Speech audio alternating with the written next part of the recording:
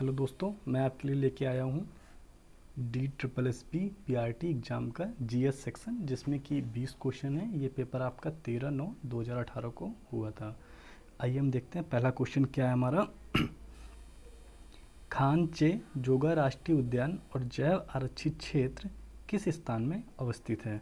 तो पहला ऑप्शन है आपका ऑप्शन नंबर 1 अरुणाचल प्रदेश, दूसरा है आपका हिमाचल प्रदेश, तीसरा सिक्किम, चौथा ऑप्शन है आपका असम। तो आपका राइट ऑप्शन है ऑप्शन नंबर सी, सिक्किम आपका राइट आंसर है।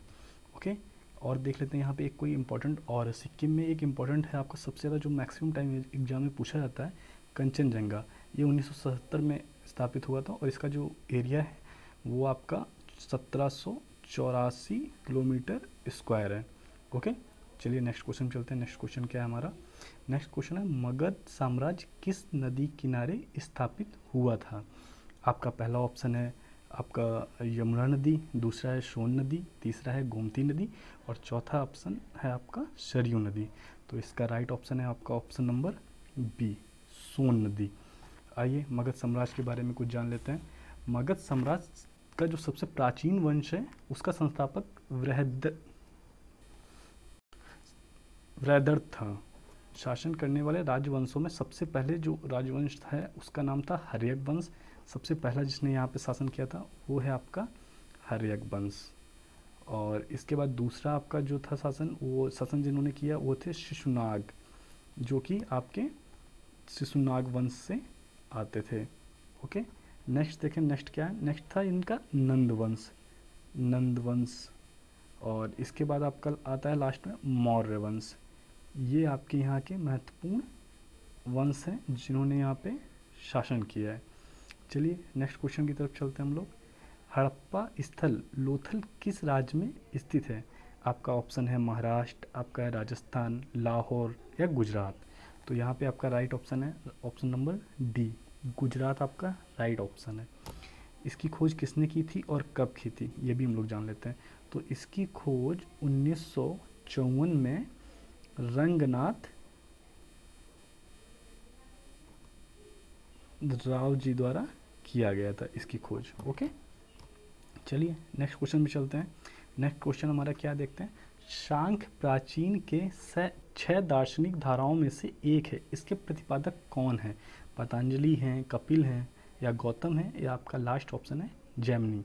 तो इसका राइट ऑप्शन है आपका ऑप्शन नंबर बी, कपिल आपके इसके राइट ऑप्शन है। ओके, तो हम जान लेते हैं पतंजलि ने क्या दिया था। पतंजलि योग से योग दर्शन दिया, ठीक है। गौतमी ने आपका क्या दिया था? गौतम ने आपका न्याय दर्शन दिया था। ओके, और आपका लास्ट ऑप्शन है जैमिनी, जैमिनी को पूर्व मीमांसा इन्होंने ये वाला दर्शन दिया था। चलिए नेक्स्ट क्वेश्चन चलते हैं। नेक्स्ट क्वेश्चन हमारा क्या है? निम्नलिखित में से कौन से अशोक के धम्म के सिद्धांत नहीं है? आपका ऑप्शन नंबर ए है बौद्ध धर्म का प्रचार है, कि पूजा है या त्याग है या उपरोक्त सभी। तो इसमें आपका जो ऑप्शन नंबर बी है पूजा, ये आपका अशोक के धर्म के सिद्धांत में शामिल नहीं था।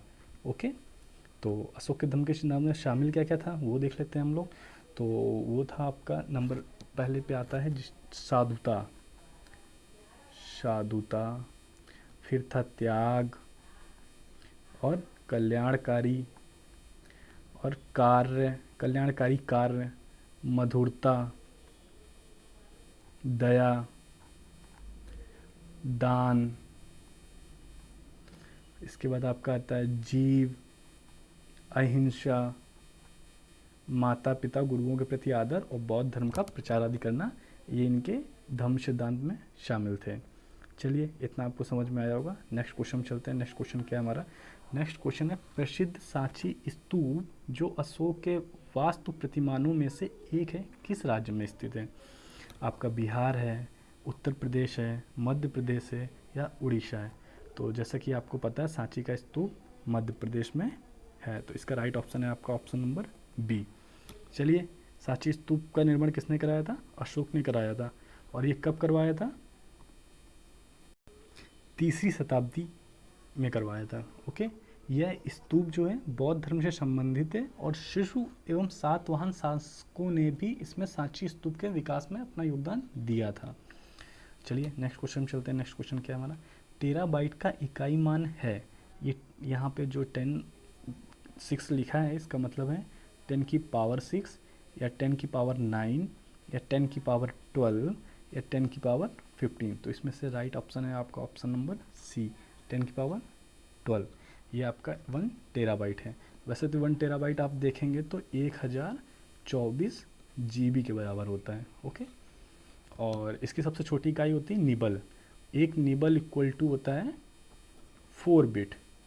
ओके, चलिए नेक्स्ट क्वेश्चन चलते हैं। नेक्स्ट क्वेश्चन क्या है हमारा, डॉलर के समक्ष भारतीय रुपये का गिरना सहायता कर सकता है। तो किस में कर सकता है, आयातों में, निर्यातों में, या विदेशी विनिमय भंडार बढ़ाना, या यात्रा जो भारत से जाते हैं। तो इसका राइट ऑप्शन है ऑप्शन नंबर बी, निर्यातकों में। ओके, चलिए नेक्स्ट क्वेश्चन पे चलते हैं। नेक्स्ट क्वेश्चन क्या है, नेक्स्ट क्वेश्चन है आपका UNFCCC का विस्तार रूप है। United Nation framework convention on climate corporation, United Nation framework convention on climate change, United Nation framework convention on climate and cooperation. Last option है आपका option number D, United Nation framework convention on cooperation and coordination. तो इसका right option है आपका option number B, United Nation framework convention on climate change.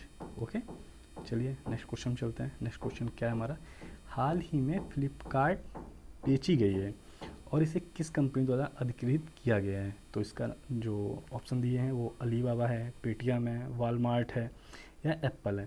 तो इसका right option जो आपका वो है ऑप्शन नंबर सी, वॉलमार्ट। ये मैं बता दूं आपकी 2018 का पेपर है, 13/9/2018। तो उसी के टाइम का करंट अफेयर यहाँ पे आपका पूछा गया है। ओके, चलिए नेक्स्ट क्वेश्चन चलते हैं। क्वेश्चन नंबर 11 पे, जनता या बैंक के पास रखी मुद्राएं कहलाती हैं उच्च शक्ति का धन, या निम्न शक्ति का धन, या वृहद धन, या बी और सी दोनों। तो आपका राइट ऑप्शन है ऑप्शन नंबर डी, बी और सी दोनों। ये निम्न शक्ति का धन और वृहद धन दोनों होते हैं। ओके, अगर आपको ये वीडियो अच्छा लगता है और अगर आप चाहते हैं कि इसके और एक्सप्रेशन करके मैं आपको इसका बताऊं, तो आप मुझे कमेंट बॉक्स में बताइए कि आप इसका एक्सप्लेनेशन चाहते हैं, तो मैं इस वीडियो को और एक्सप्लेन करके आपको बताऊंगा। मैं चाहता हूं कि यहाँ पे आप प्रीवियस ईयर करके एक ओवरव्यू ले लें कि आपको DSSP एग्ज़ाम के लिए आपकी कितनी प्रिपरेशन हुई है और आपको अभी कितनी और प्रिपरेशन करना बाकी है। तो चलिए नेक्स्ट क्वेश्चन चलते हैं। नेक्स्ट क्वेश्चन है, भारत में मौद्रिक नीति द्वारा निर्मित की जाती है केंद्रीय वित्त मंत्रालय, या RBI, या A&B दोनों, या वित्त मंत्रालय RBI और राज्य सरकार द्वारा। तो इसका राइट ऑप्शन है आपका ऑप्शन नंबर बी, सभी को पता है RBI द्वारा की जाती है। ठीक है, चलिए नेक्स्ट क्वेश्चन चलते हैं। निम्नलिखित में कौन सा केंद्र सरकार के राजस्व में दूसरा सबसे बड़ा है, मतलब सबसे ज़्यादा केंद्र सरकार को राजस्व दूसरे नंबर पे कहाँ से आता है।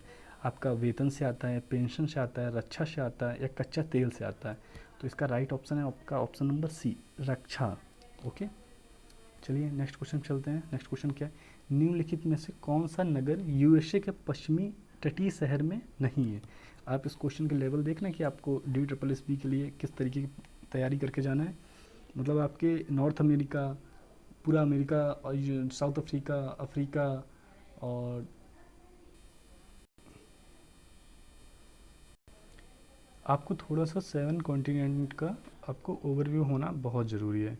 इसलिए चलिए देखते हैं इसका ऑप्शन क्या है। Option number A Los Angeles, option number B California, option C San Francisco, option D New York. आपका राइट ऑप्शन है न्यूयॉर्क। ओके, चलिए इसको मैं दोबारा से आपको करके बताता हूँ। आपका न्यूयॉर्क आपका राइट ऑप्शन है। नेक्स्ट क्वेश्चन चलते हैं। 2019 का एयर इंडिया एक्सपो किस शहर में होगा। पुणे में होगा, मुंबई में होगा, बेंगलोर में होगा, या नागपुर में होगा। तो इसका राइट ऑप्शन है ऑप्शन नंबर सी, आपका बेंगलोर में होगा। ये मैं बता दूं आपका ये 2018 का पेपर है, मैं बार बार कह रहा हूँ, आप ये मत सोचिए कि ये अभी का पेपर है। चलिए नेक्स्ट क्वेश्चन चलते हैं। कोशिका के बारे में निम्नलिखित में कौन सा कथन सही है। केवल कोशिका केंद्रक में डीएनए होता है, पादप कोशिकाओं में क्लोरोप्लास्ट में भी डीएनए होता है, या दोनों सही हैं या दोनों गलत हैं। तो आपका 16 का राइट ऑप्शन है ऑप्शन नंबर सी, दोनों ही सही हैं। ओके, चलिए नेक्स्ट क्वेश्चन चलते हैं। कृष्णा नदी किन किन राज्यों से होकर बहती है? आपका ऑप्शन नंबर 1 है महाराष्ट्र, कर्नाटक, आंध्र प्रदेश। दूसरा है गुजरात, कर्नाटक, महाराष्ट्र और आंध्र प्रदेश। तीसरा है आपका महाराष्ट्र, कर्नाटक, तेलंगाना और आंध्र प्रदेश। चौथा है गुजरात, तेलंगाना, महाराष्ट्र, कर्नाटक और आंध्र प्रदेश। तो इसका राइट ऑप्शन है option number C, Maharashtra, Karnataka, Telangana और आंध्र प्रदेश। ये आपका राइट ऑप्शन है। चलिए नेक्स्ट ऑप्शन चलते हैं। भारत में उच्च न्यायालय के मुख्य न्यायाधीश की नियुक्ति कौन करता है? ऑप्शन 1 है केंद्र सरकार करती है, या राज्य सरकार करती है, राज्यपाल करता है, राष्ट्रपति करता है। आपको पता है ये बहुत सिंपल क्वेश्चन है, राष्ट्रपति करता है। ठीक है, मैं चाहता हूँ कि यहाँ पे आपको मैं जितने भी क्वेश्चन करा रहा हूँ अभी, आपने कितने नंबर पाए हैं ईमानदारी से आप कमेंट बॉक्स में ज़रूर बताएं। और अगर आप किसी और विषय का भी प्रीवियस ईयर पेपर चाहते हैं तो मुझे बताएं कि आपको किस ईयर का और किस विषय का प्रीवियस ईयर चाहिए, तो मैं आपको ज़रूर लेके आऊँगा। ओके, चलिए लास्ट 2 क्वेश्चन चलते हैं। भारत में अध्यादेश जारी करने की शक्ति किसके पास है? यह भी आपका सिंपल सा क्वेश्चन है, आपको आंसर पता ही होगा। मंत्रिपरिषद के पास है, या प्रधानमंत्री के पास है, या राष्ट्रपति के पास है, या सर्वोच्च न्यायालय के पास है? जैसा कि आपको पता है राष्ट्रपति के पास है। ओके, नेक्स्ट क्वेश्चन चलते हैं। केंद्र सरकार के वर्तमान कृषि मंत्री कौन है? नरेंद्र सिंह तोमर है, नंबर 2 बीएन सिंह है, नंबर 3 राधा मोहन सिंह है, नंबर 4 रामविलास पासवान है।